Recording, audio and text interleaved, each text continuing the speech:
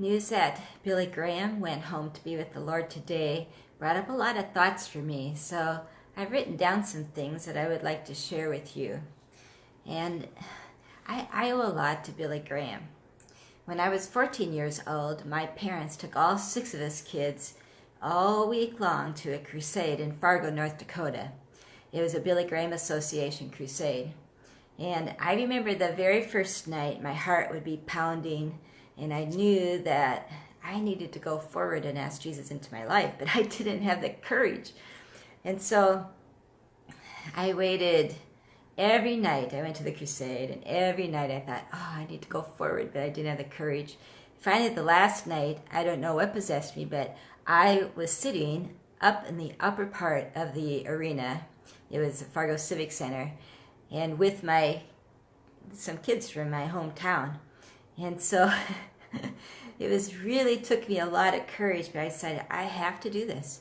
And so I got up and went all the way down to the main floor, met with a counselor down there, and she led me to ask the Lord to forgive me for my sins and ask Him into my heart. And so I did that at the age of 14, and it was the best thing I could have ever done. I felt so free. I remember going home from that crusade that night, and 6 kids and 2 parents in a car is pretty tight.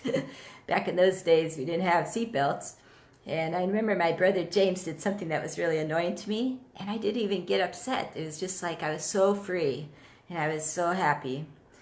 Well, I discovered later that some of those teenagers that were sitting with me up in that balcony area also went down and asked Jesus into their lives. So there was a few of us, a handful of us, and we decided we needed to start a Bible study. And so just as kids, we decided to do it. We didn't really have support from the pastor of the Lutheran church I was going to. I mean, he didn't unsupport us, but he didn't do anything to help us. But our parents were very supportive. And so we met in each of our parents' homes. We take turns every week, and whoever's home it was in led the Bible study. So we did that all 4 years of our high school. And interestingly, after we left for colleges and universities, our siblings carried that tradition on. But when I got to NDSU in Fargo, North Dakota, I joined up with the Navigators. And the Navigators are great at discipling people. And they discipled me. My friend Connie really worked with me weekly and discipled me, took me through all the different Bible studies, and then she trained me how to disciple others. And the stuff that I learned there, I have used all of my life in discipling people for the Lord. So it was really a great, great experience for me. But my journey with the Lord these last 47 years, can you believe I'm that old? I can.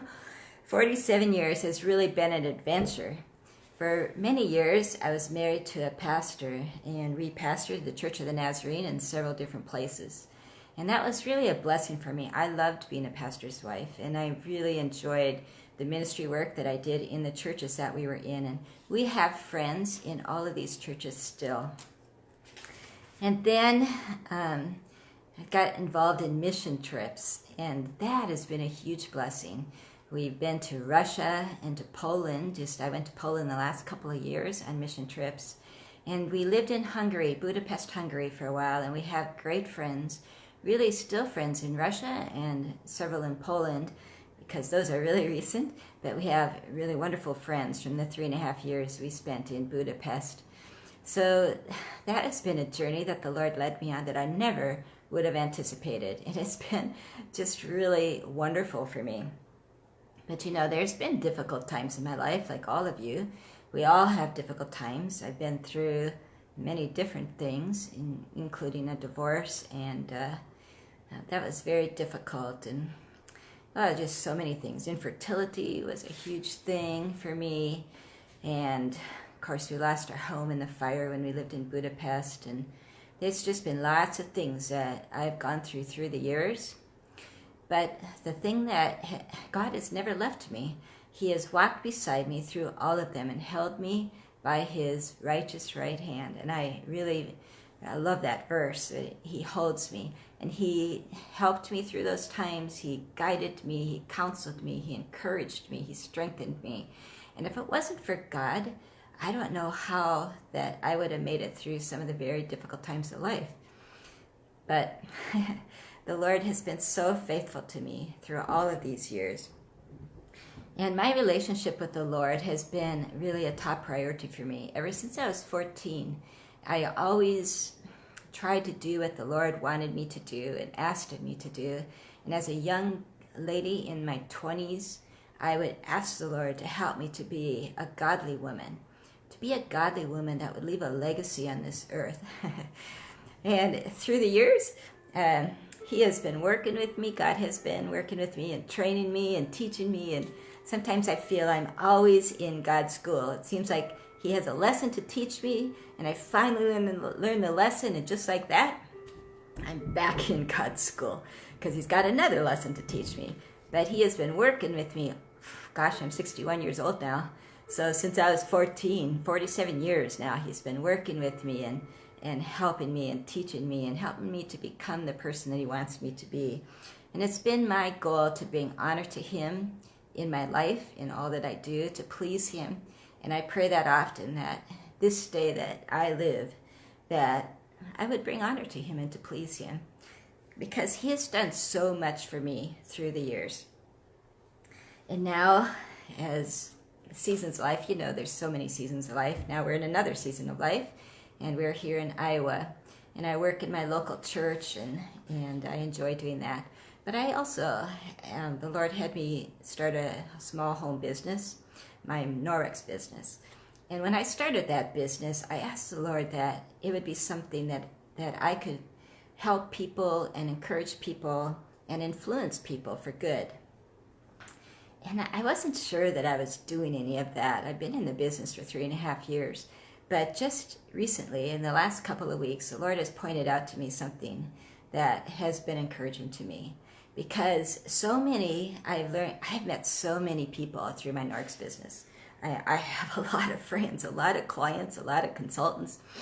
And many of them are going through difficult times. And so my ministry to them has been prayer. And I pray for them. Facebook's been wonderful because I'm able to find out what they're going through. And I have in my prayer room upstairs, I have a whiteboard, and I have lots of names on that whiteboard, people I pray for on a regular basis. And so that is my ministry with Norwex. And I'm glad that the Lord showed them to me. I've been doing it for years, but I just never thought about it as a ministry. But that's really what it is. I'm praying to God on behalf of these people that are my clients and my consultants. So that was cool to realize. So I guess what I would say is that I'm just really eternally grateful to Billy Graham. He has been a faithful man of God, a humble man. I have appreciated his humble spirit.